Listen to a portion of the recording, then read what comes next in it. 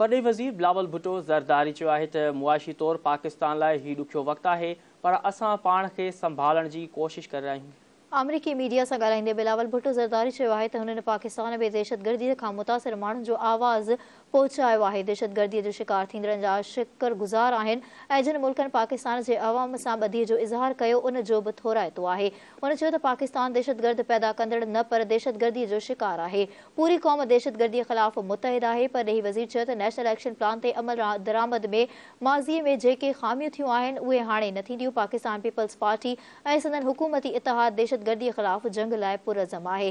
बिलावल भुट्टो ज़रदारी चयो आहे त मुआशी तौर ते पाकिस्तान लाइ ही ॾुखियो वक़्तु आहे, पर वज़ीर आज़म जी मुआशी टीम इन चैलेंज खे मुंहुं ॾेई रही आहे। दुनिया ॾिसी रही आहे त पाण खे संभालण जी कोशिश करे रहिया आहिनि, जॾहिं त हू पंहिंजा वसीला ॿोॾि मुतासिरनि ते ख़र्च करे रहिया आहिनि।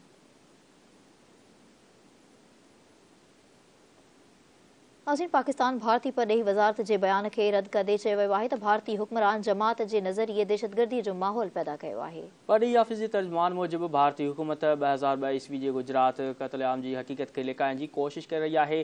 भारतीय गुजरात में ज़ुल्म, ॾाढ ऐं फुलट जी शर्मनाक दास्तान आहे।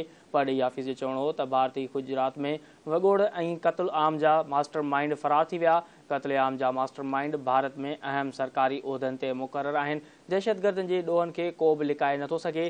तर्जुमान वधीक चयो त भारतीय हुकुमरान जमायत जे सियासी नज़रिए नफ़रत, विरहाङे ऐं दहशतगर्द जो माहौल पैदा करे छॾियो आहे।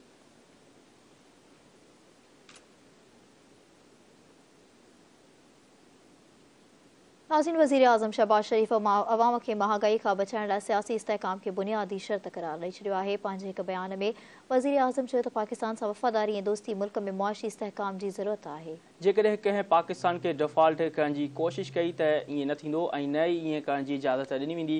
हुन चयो त मईशत जे बुनियाद ते बारूदी सिरंगू रखण वारा हाणे सियासी निज़ाम जे बुनियाद में बारूदी सिरंगू विझण करे साज़िश करे रहिया आहिनि।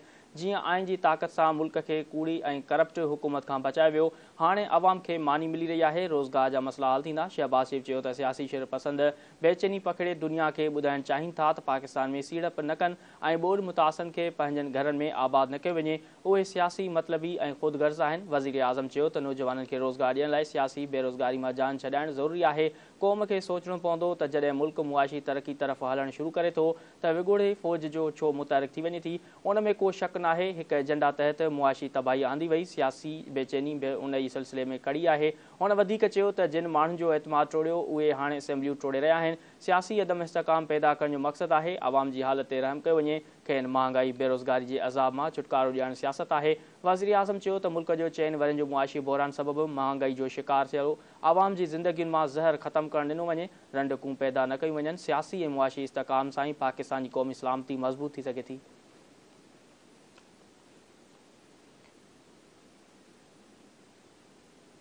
सिंध जे वॾे वज़ीर सैयद मुराद अली शाह चयो आहे त मकानी चूंड जी तयारी आहे, हू कॾहिं बि पोइते न थिया आहिनि। जामशोरे में मीडिया सां ॻाल्हाईंदे सैयद मुराद अली शाह जो चवणु आहे त हू हर वक़्तु मकानी चूंड करण लाइ तयारु आहिनि। बोर्ड जी सूरत हाल में चूंड खे पोइते करण जी दरख़्वास्त कई हुई, पर हाणे हू इलेक्शन कराइण लाइ तयारु आहिनि। संदसि चवणो त इमरान ख़ान खे आइनी तरीक़े सां हटायो वियो आहे। पंजाब ऐं ख़ैबर पख्तूनख्वा जा वॾा वज़ीर असेंबलियूं तोड़ण वारो पंहिंजो आइनी हक़ इस्तेमालु करण खां पहिरियां सोचींदो ज़रूर। इमरान ख़ान पंहिंजी अना जे करे पंजाब ऐं ख़ैबर पख्तूनख्वा जे माण्हुनि खे सज़ा ॾियणु थो चाहे। वॾे वज़ीर चयो त सिंध में बरसाती ॿोॾि सबबि मुतासिर थियल इलाइक़नि मां 80 सैकड़ो पाणी निकाल थी वियो आहे। कमियूं कोताहियूं थी वियूं हुयूं, पर हुकूमत ॿोॾि में मुतासिरनि जी मालिकी कई आहे। इन खां अॻु वॾे वज़ीर Syed Murad Ali Shah Mehran university of engineering and technology जामशोरे जी 6वीं कन्वेंशन के ख़िताब में ख़ासि महिमान तौरु शिरकत कई आहे। कन्वेंशन में कुल 988 शागिर्दनि डिग्रियूं वरितियूं, जिन में 926 बैचलर्स, 48 एमफिल ऐं मास्टर स्कॉलर्स, जॾहिं त 13 PhD जूं डिग्रियूं ॾिनियूं वयूं। तक़रीब में MNA सिकंदर अली रापोटो, MPA मलिक असद सिकंदर ऐं ॿियनि शिरकत कई, जॾहिं त शागिर्दनि, शागिर्दियाणनि ऐं वालिदैन पिणु वॾे अंग में शिरकत कई।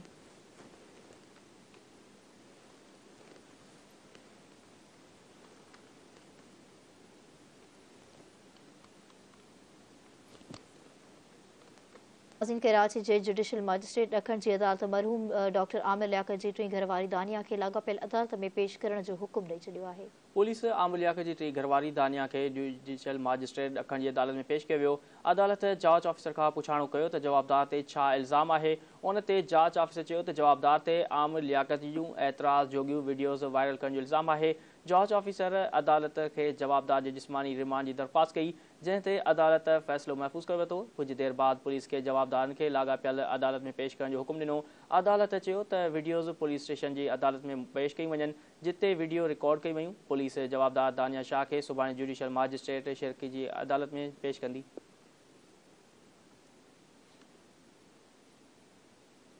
एडिशनल IG कराची जावेद आलम ओडो पारां मलिर में कमांड एंड कंट्रोल रूम जो इफ्तिताह करे छॾियो। तकरीब में DIG ईस्ट मुक़दस हैदर, SSP मलिर इरफान बहादुर, DS मलिर, MPA मोहम्मद सलीम बलोच ऐं ॿियनि पिणु शिरकत कई। तकरीब खे ख़िताब कंदे AIG कराची जावेद आलम ओडो चयो त पुलिस ऐं कम्यूनिटी जे सहकार खां सिवा बहितर नथी थी सघे। शहर में पुलिस पारां लॻायल कैमराउनि जी निगरानी कई पई वञे। हुन चयो त संदन मंसूबो आहे त कराची में 7000 खां वधीक कैमरा लॻायूं वञनि। CCTV कैमरा लॻाइण सां ॾोहनि ते ज़ाब्तो ईंदो। जावेद आलम ओडो चयो त बेरोज़गारी सबबि माण्हू ॾोहनि ॾांहुं रुख़ करे रहिया आहिनि, जिन ते ज़ाब्तो आणणु ज़िम्मेवारी आहे, जंहिंसां शहर जो कारोबार वधंदो। इन मौक़े ते MPA सलीम बलोच चयो त ग्रीन एंड सेफ सिटी जो चोथों मर्कज़ मलिर में क़ाइमु करण ते थोराइतो आहे। हू पंहिंजे तरफ़ां सेंटर खे 30 कैमराऊं ॾियण जो ऐलान करे थो। शहरनि खे बि अपील कई वई आहे त भरपूर सहकार कनि। इन मौक़े ते SSP मलिर इरफान बहादुर चयो त पहिरें मरहले में मलिर सिटी थाणे जे अंदरि सिस्टम लॻायो पियो वञे ऐं मुख़्तलिफ़ इलाइक़नि में कुझु कैमरा लॻाया विया। नाज़रीन, कोरंगी जे थाणे अंदरि हथियारनि जी नुमाइश वारी वीडियो वायरल थियण ते SSP जे नोटिस बाद ॿिनि ॼणनि खे पुलिस गिरफ़्तार करे वरितो। अवामी कॉलोनी थाणे अंदरि बिलाल ऐं काशिफ नाले शख़्स पारां हथियारनि सां वीडियो वायरल ठाहिण वारी वीडियो ते SSP साजिद अमीर सरज़ोई जी हिदायतुनि ते कार्रवाई कई वई। SHO अवामी कॉलोनी जवाब मां लिगारी कार्रवाई कंदे बाज़ार मां टिकटॉक ठाहींदड़ बिलाल ऐं काशिफ खे गिरफ़्तार करे वरितो। टिकटॉक बिलाल नाले शख़्स अवामी कॉलोनी थाणे जे SHO जे कमरे में दाख़िल थी टिकटॉक वीडियो ठाहे सोशल मीडिया ते वायरल करे छॾी हुई।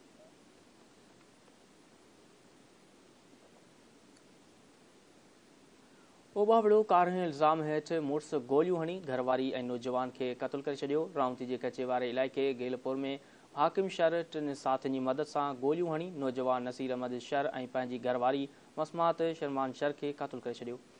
अहिड़ो इतला मिलण ते गेलपुर पुलिस वाक़े वारे हंधि ॾांहुं रवानी थी वई आहे।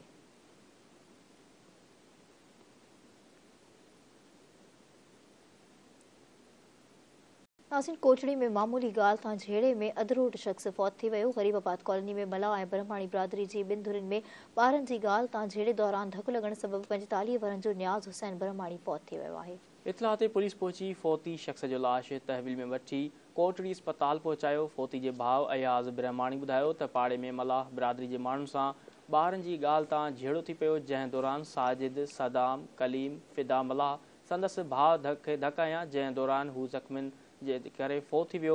संदसि चवणो हो त जवाबदार ख़ामोश रहण लाइ धमकियूं ॾेई रहिया आहिनि, पर हू ख़ामोश न वेहंदा। जवाबदारनि ख़िलाफ़ केस दाख़िल करे गिरफ़्तार न कयो वियो त एहतिजाज कंदा।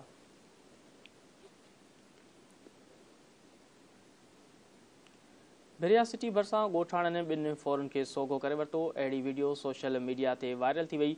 ॻोठ अशरफ जे रहवासियुनि ॿिनि फोरन खे सोघो करे मारकुट करण बाद पुलिस हवाले कयो। ॿिन्ही फोरन खे पकड़े मारकुट करे अहिड़ी वीडियो सोशल मीडिया ते वायरल थी वई आहे। वीडियो में ॾिसी सघिजे थो जंहिंमें ॻोठाणा मुबैना फोरन खे कुटको ॾेई रहिया आहिनि।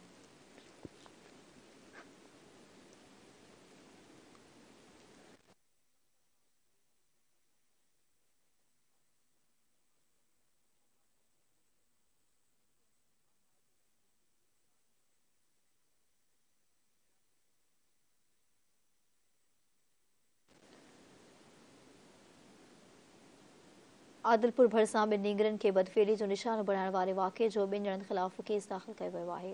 14 वरनि जे इकरामुल्लाह मंगी ऐं सैफुल्लाह मंगी खे ॿिनि जवाबदारनि बदफाली जो निशानो बणायो। नींगरनि जे वारसनि इनामुल्लाह कलवड़ ऐं अली गुल मीरानी समेत ॿिनि जवाबदारनि मथां आदिलपुर थाणे ते FIR दाख़िल कराए छॾी। पुलिस FIR दाख़िल कराइण खां पोइ जवाबदारनि जी गिरफ़्तारी लाइ मुख़्तलिफ़ जायुनि ते छापा हणणु शुरू करे छॾिया आहिनि।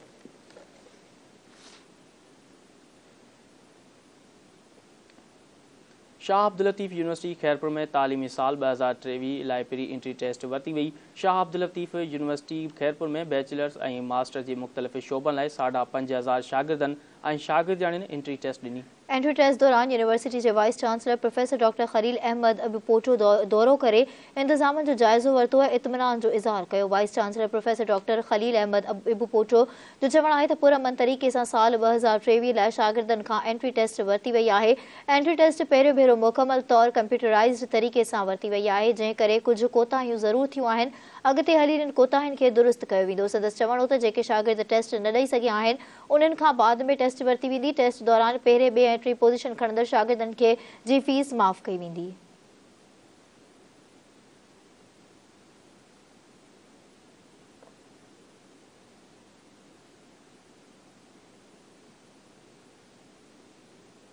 नाज़रीन, जैकमाबाद में ॿिनि धारदार रोड हादसनि में नींगर समेत 2 ॼणा फौत थी विया आहिनि। शंभी शाह पुलिस चेक पोस्ट भरिसां क़ौमी शाहराह ते तेज़ रफ़्तार कार मोटरसाइकिल सां टकराइजी वई, जंहिंजे नतीजे में बलूचिस्तान जे इलाइक़े छलगरे जा रहवासी 8 वरियनि जो ग़ुलाम मुस्तफ़ा फ़ौत थी वियो ऐं 35 वरियनि जो वाहिद बख़्श ऐं पीसन औरत गंज बख़्श बेबी सख़्त ज़ख़्मी थी पिया। ॿिए पासे बोलान पंप भरिसां 2 मोटरसाइकिलुनि जे टक्कर में 45 वरियनि जो अली नवाज़ बंगलाणी थड़े ते फ़ौत थी वियो। इतलाह ते सदर पुलिस लाश ऐं ज़ख़्मियुनि खे खणाए अस्पताल पहुचायो, जिते ज़ख़्मियुनि जी हालत गणती जोगी हुजण सबबि खेनि लाड़कानी अस्पताल मुंतक़िल कयो वियो।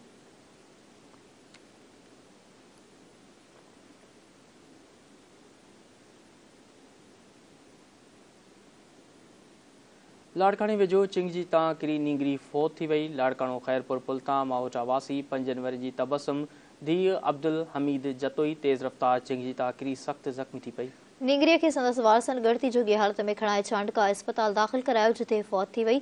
इन मौक़े ते फ़ौती नींगरीअ जे वारसनि ॿुधायो त हू पंहिंजे माइटनि ॾांहुं वियल हुआ, जितां वापसीअ ते लाड़कानो खैरपुर पुल वटि रोड ते हलंदड़ चिंगचीअ मां नींगरी किरी पई, जंहिंखे लाड़काणे अस्पताल में दाख़िल कयो वियो, जिते हुन दम धणी हवाले करे छॾियो।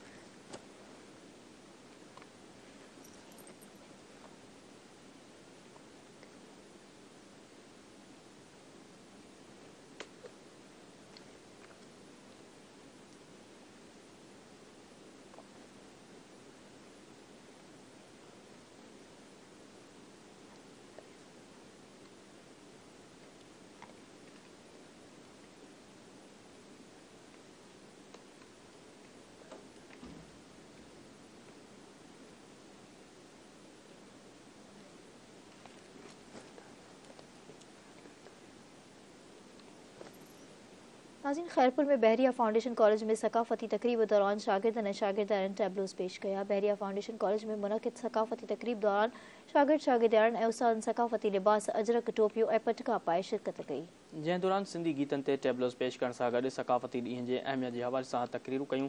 उन मौक़े ते प्रिंसिपल आगा फरमान समूह ॻाल्हाईंदे चयो त सिंधी सकाफ़त जो ॾियारो वादी मेरान जी तहज़ीब महिमान नवाज़ीअ जी भरपूर रवायतुनि वारे जश्न जो ॾींहुं आहे। हीउ ॾियारो असल में मुहबत ऐं अमन जे पैगाम जी नुमाइंदगी करे थो। संदसि चवणो हो त सिंधी सकाफ़त अमन ऐं इंसानियत जी मुहबत में जुड़ियल आहे। 5000 सालनि खां बि वधीक पुराणी तहज़ीब ऐं सकाफ़त रखंदड़ क़ौम सिंध जी अज़ीम शाइर शाह अब्दुल लतीफ़ भिटाई जी शाइरी आलमगीर अमन जो पैगाम ॾिए थी।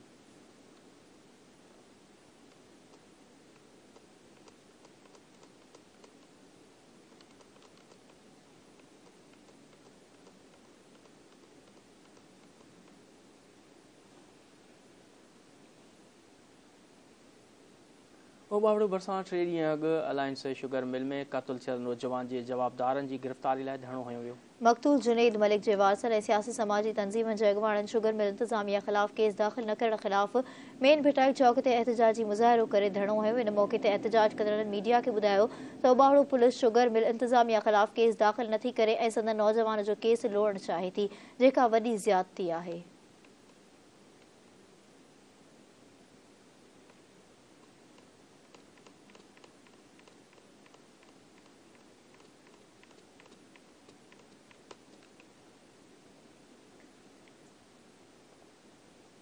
नाज़रीन, लाड़काणे में बीबी आसफा डेंटल कॉलेज में सकाफ़ती तकरीब कोठाई हुई, जंहिंमें शागिर्दनि शागिर्दियाणियुनि टेबलोस पेश कया।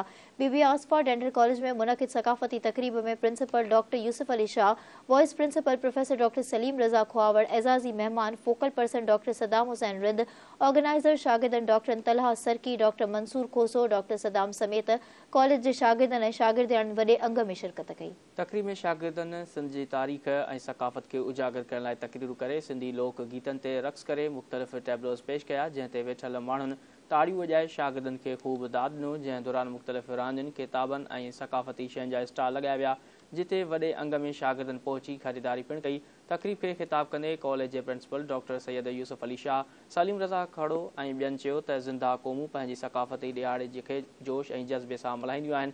संदन चवणो हो त ख़ुशनसीब आहिनि जो संदन सकाफ़त हज़ारे साल पुराणी आहे, जंहिंजो मिसाल मोहन जो दड़ो आहे, जितां माण्हू पंहिंजी सकाफ़त, तहज़ीब ऐं तमंदन सां प्यार कंदड़ हुआ। उन खां अॻु कॉलेज जे principal doctor Syed Yousuf Ali Shah, vice principal professor doctor Saleem Raza खड़ो ऐं ॿियनि गॾिजी सकाफ़ती ॾियार जी ख़ुशीअ में गॾिजी केक काटियो।